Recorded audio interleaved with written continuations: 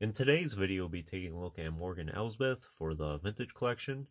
So while she is a great action figure, definitely looks like the actress, very nice sculpt, a lot of nice detailing in it, and some interesting patterns in it, I suppose, mainly in the skirt.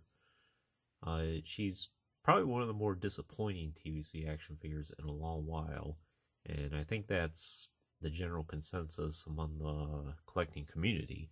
And that's solely because she does not have any accessories. Just like the Black Series action figure of her I reviewed previously. This one right here. She has no accessories with her. Which is really unfortunate, especially with the prices we're paying for these action figures these days. $24.99 and $16.99. So before it's over with, you're going to be spending about $50 between these two. And they have no accessories of any kind. And in these days, I don't think that's really acceptable for most people. I can understand the fact that maybe Hasbro didn't have any insights into the Ahsoka series beforehand, because as we know, eventually we see Morgan Elsbeth in the series where she has the face tattoos or the face paint, where basically she's like a full-fledged Night Sister. And then she has the Blade of Talzin, I think it's called.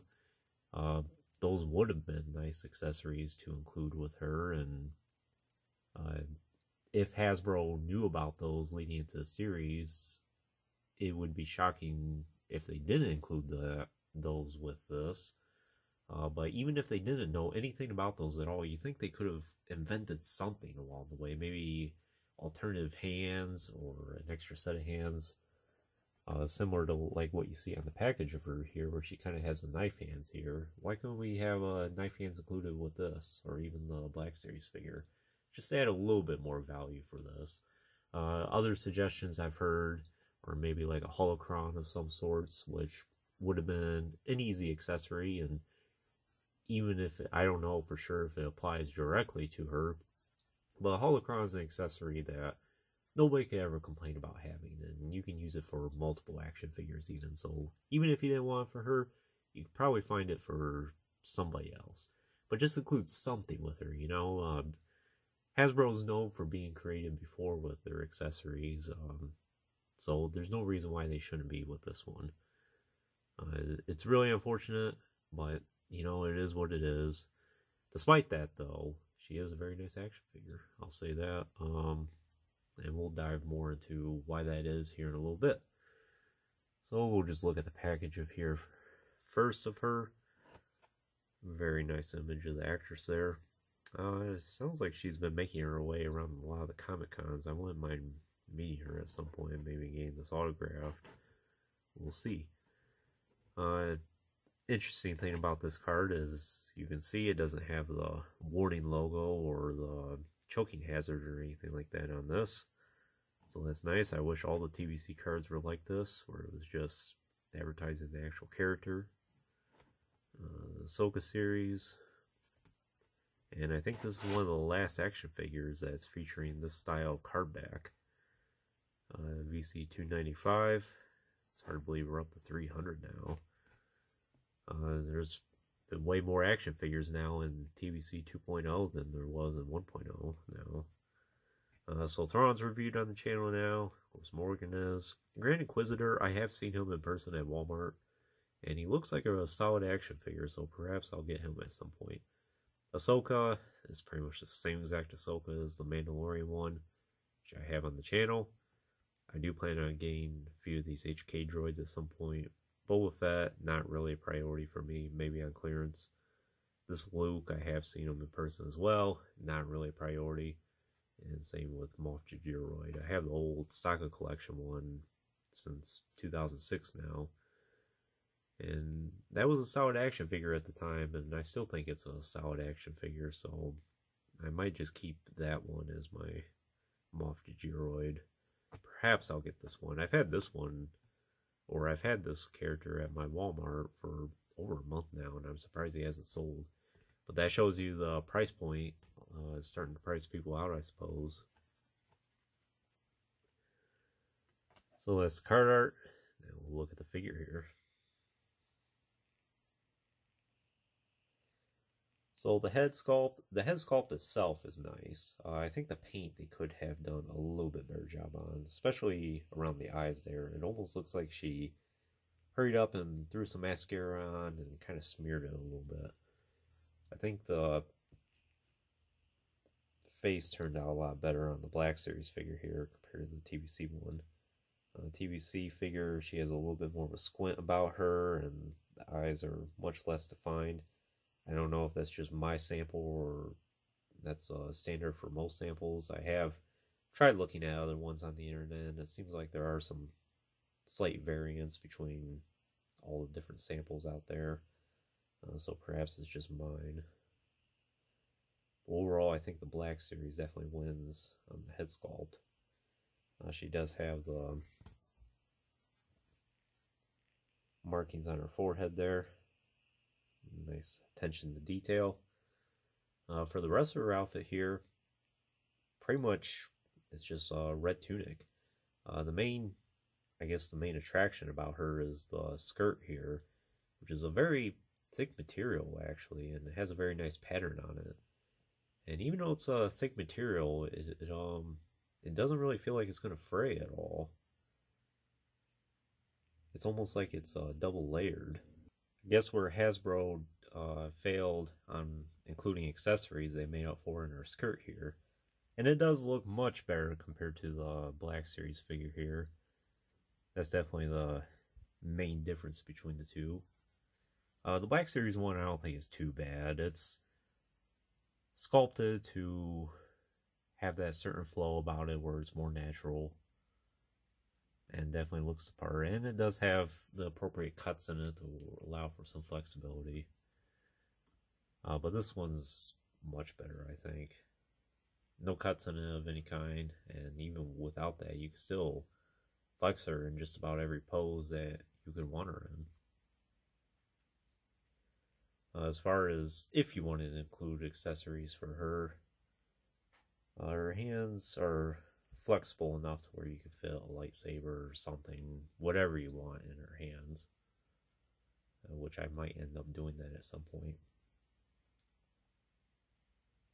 In terms of the articulation, she does have some older articulation about her, and that's because her head's actually on a ball joint, which is not really that big of a deal. The only thing about it is if you have her head at an angle, she's going to have a little bit of that tilt to her. The only way you're going to get completely upright is if you have her looking forward. So that's one thing. She does have a hinge at the shoulders, which are a little bit restricted because of her tunic here. That's about as far as each one of them will go. She does have hinge at the elbow and swivel wrist actually, which we don't really see swivel wrist on new action figures so much anymore, unless it's reutilizing older tooling. She does have a swivel at the waist, and the belt is actually a different piece. So if you swivel the waist, there's a good chance the belt will go along with her, and over time that might rotate around a little bit where the paint detailing there might eventually be on the other side if you're not careful. But she does have hinge hips, and the swivel thigh, and hinge knees, and rocker ankles. Nothing really much to say about her legs, just typical wrappings. Other than that, that's pretty much all there is about her. Very simple action figure.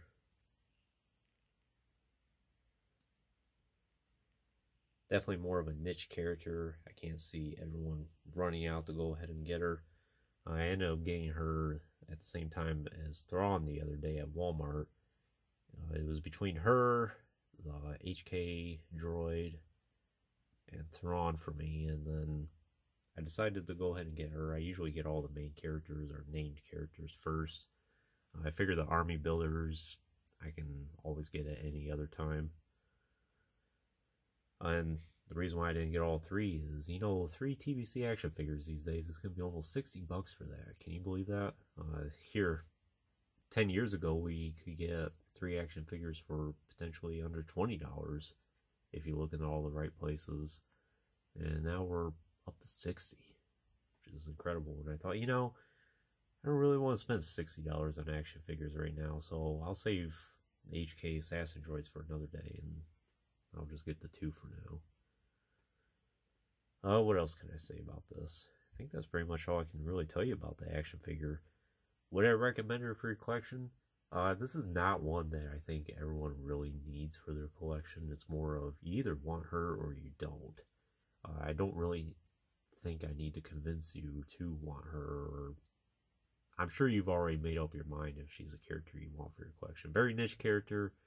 The reason why I have her in mind is she's a Night Sister, and while I don't know a whole lot about her character, she is interesting enough just from what I have seen of her, and I think she would fit well with my Jedi Sith shelf. Maybe she would look good alongside like Maris Brood and Darth Phobos, characters like that. She does strike me as like the Dathomirian witch, which we don't have any Night Sisters yet in TVC style, just the Clone Wars animated one. Hopefully here soon we do get some, and then we can add that, or add those along with Morgan Elsbeth here.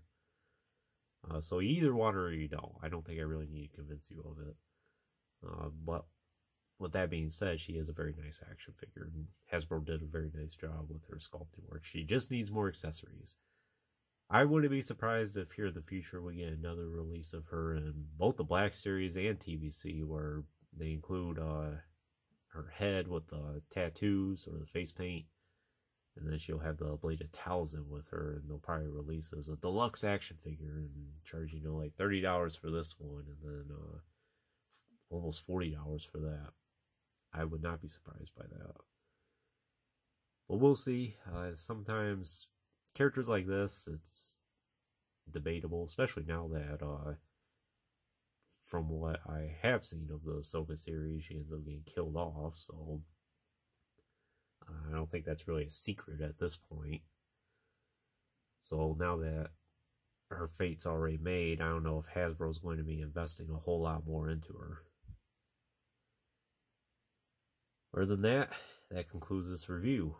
I hope you enjoyed it. Stay tuned for plenty more reviews in the future. There will always be lots more to come.